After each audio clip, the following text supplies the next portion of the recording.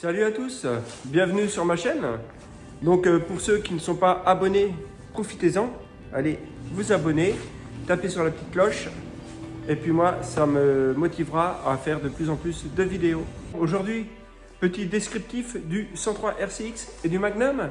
Donc aujourd'hui, voici le 103 RCX LC de 1996 et le Magnum 51 de 1989. Peugeot, en 1985, commence à commercialiser les premiers 103 équipés d'un refroidissement liquide, la 103 RCX et la SP. Par la suite, le 103 SPX et RCX seront équipés du refroidissement liquide. Et à partir de 1996, seuls les 103 RCX étaient équipés de ce liquide de refroidissement. Pour le Magnum Racing, à partir de 1989, elle était déjà équipée. Le choix était vraiment difficile. Visuellement, nous retrouvons pas mal d'accessoires qui se ressemblent. Sur le 103 RCX, nous retrouvons les amortisseurs arrière Paoli à gaz que nous retrouvons sur le Magnum. La concurrence était assez rude car déjà en 1989, MBK avait déjà développé ce bras oscillant arrière rectangulaire qu'on ne retrouvait pas sur les 103. Peugeot a remédié à ça et a équipé ses 103 SPX et RCX d'un bras oscillant carré. Donc comme vous pouvez le voir, nous retrouvons les cale-pieds à l'arrière sur le bras oscillant comme pour le Magnum. Au niveau des poignées, nous retrouvons le tirage rapide, que ce soit sur le 103 et le Magnum 51. Très pratique. Donc voilà, nous avons deux guidons Racing sur le 103 et sur le 51. Et nous retrouvons aussi deux petits rétro-ronds sur les deux modèles. Donc on ne peut pas dire que ce sont deux mobilettes vraiment différentes. C'est simplement un esthétique différent. Et à croire vraiment qu'ils travaillaient main dans la main, car les caractéristiques sont vraiment presque identiques. Donc toutes les deux équipées de compteurs. Celle-ci n'a pas de contour, mais a l'emplacement pour en recevoir un. Alors je ne sais plus s'ils en faisaient pour 103 RCX, mais pour Magnum, l'option était présente. Nous pouvions rajouter un contour sur le Magnum. Niveau réservoir. Donc niveau réservoir, on le voit d'ici, hein, le réservoir est plus affiné sur la Magnum. Donc évidemment, le litrage est beaucoup plus inférieur que le 103 RCX. Alors, je me souviens plus trop, hein, j'ai pas regardé. Donc sur le 103 RCX, je crois que c'est un 5 litres. Et sur le réservoir de Magnum 51, c'est un réservoir de 3,5 litres si je ne me trompe pas. Reprenez-moi si je dis une bêtise, ça vous permettra de mettre quelques avis sur les commentaires. Donc nous retrouvons les écopes ici comme sur celle-ci. Ensuite, au niveau du garde-boue avant, alors il y a une chose que j'aime un peu moins, qui me paraît un peu moins Racing.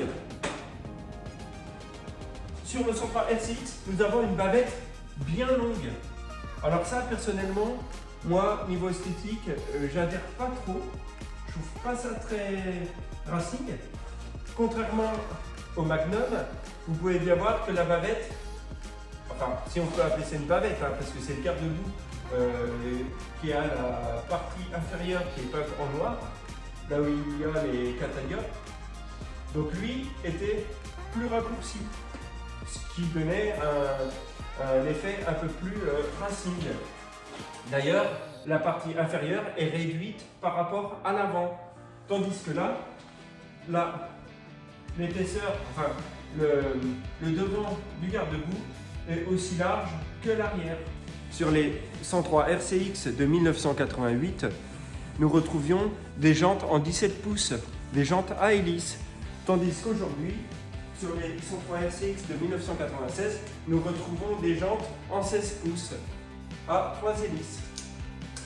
Et sur le Magnum 51, nous sommes restés en jante de 17 pouces à double branche. Cyclostand, filiale accessoiriste de chez Peugeot, proposait énormément d'accessoires au catalogue. Si vous vous souvenez bien, à l'époque, il y avait aussi Faco qui proposait énormément de pièces chromées pour les mobylettes. Nous retrouvions des habillages de tête de fourche, comme pour les carters, et surtout, nous pouvions autant équiper les MDK que pour les Peugeot, nous rajoutions des flasques chromées. Donc ça, c'est vraiment typique de cette génération. C'était vraiment, on va dire, du tuning sur nos mobylettes. C'était vraiment sympa. À savoir qu'à l'époque, Peugeot avait des 103 custom. Donc c'était le 103 Quartz.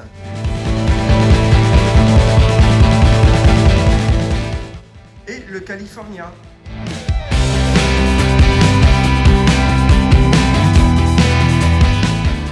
Le XG. Donc les deux modèles disposent d'un axe,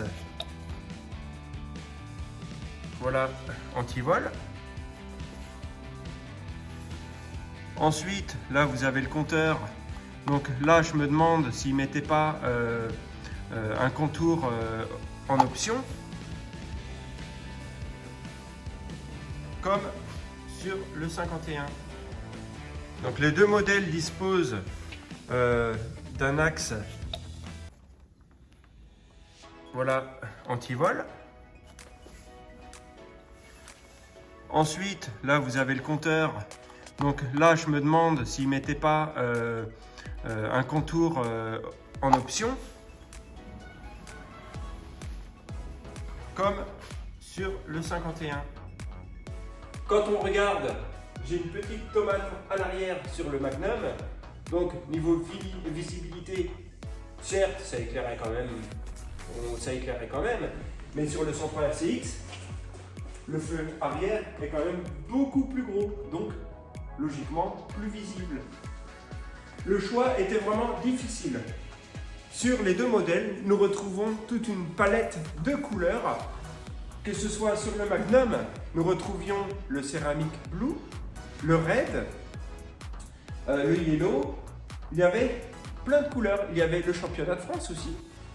Sur le 103 RCX, nous retrouvions des modèles rouges en 1985, des modèles bleus. Alors je vais en passer parce qu'il y en avait quand même pas mal à la carte. Et à partir de 1996, nous avons commencé à faire le noir et jaune, le noir et rouge. Il y a le noir et vert Kawasaki, le noir et orange, le orange et bleu, le gris et jaune, et il y avait du choix. Donc ça aussi c'était un avantage. Déjà, Peugeot pouvait se démarquer grâce à ça. Pensez à l'époque, celui qui avait une copine, ben s'il avait un Magnum, très compliqué de monter sur la coque arrière. On ne pouvait rien faire. Et malgré ça, déjà à l'époque, je me souviens, quelques personnes se posaient sur la coque arrière.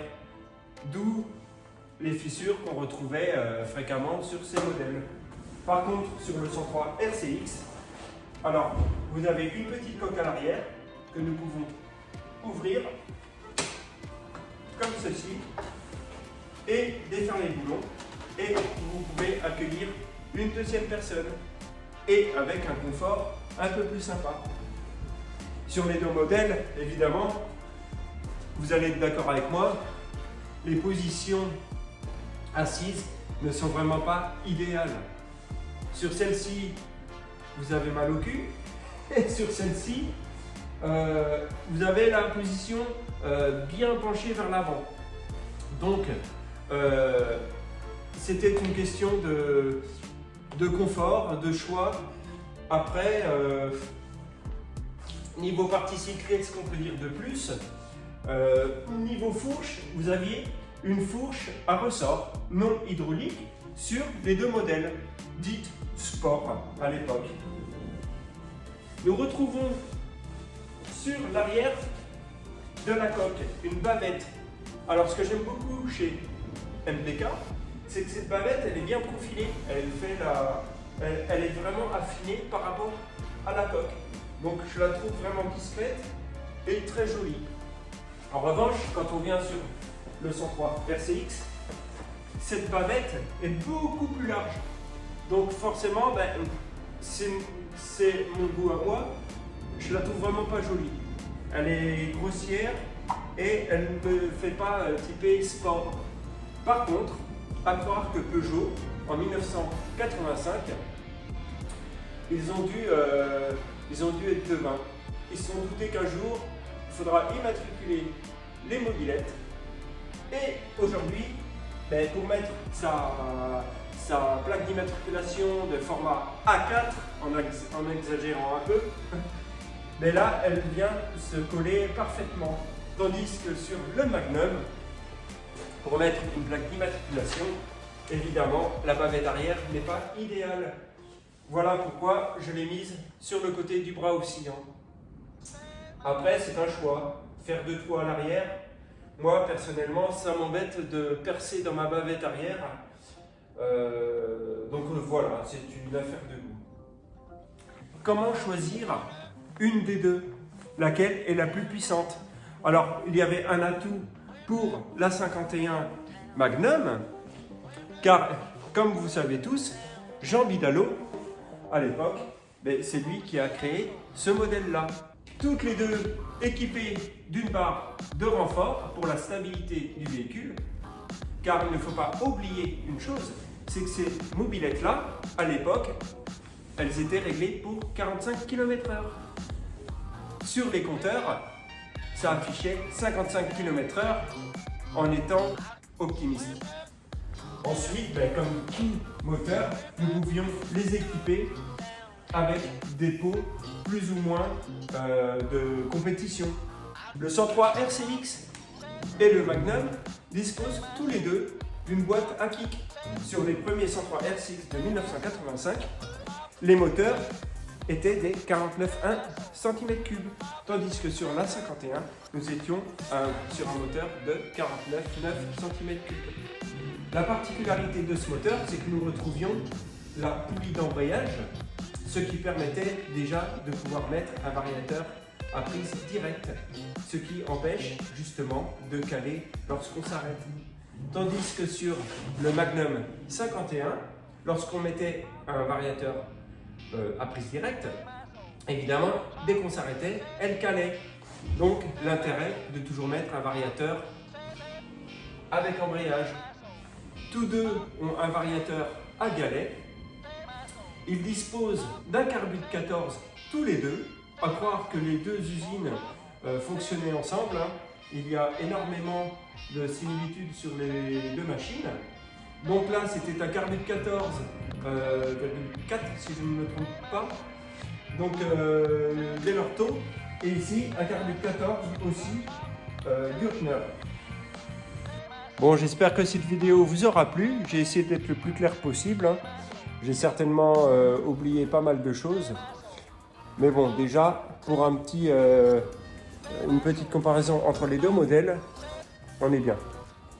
Et puis, n'hésitez pas à mettre des commentaires, me dire ce que vous en pensez, lequel vous préférez des deux, 103 RCX ou Magnum. Si vous avez des choses à dire sur les différences, et puis je vous dis à la prochaine vidéo. Surtout, n'oubliez pas de vous abonner. Et à très vite. Allez, ciao!